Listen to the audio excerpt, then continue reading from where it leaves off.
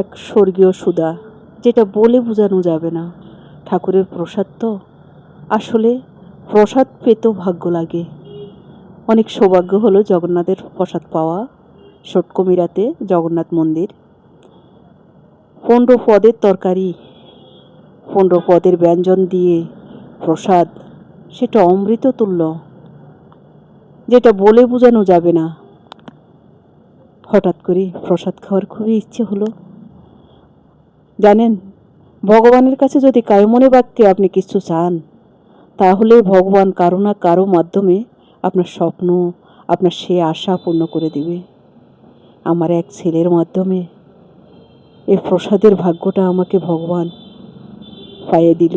জগন্নাথের প্রসাদ তো অমৃত, অন্তরাত্মা শান্তি হয়ে গেল। প্রভু গো, তোমার এই প্রসাদ থেকে কোনোদিন আমায় বঞ্চিত করো না।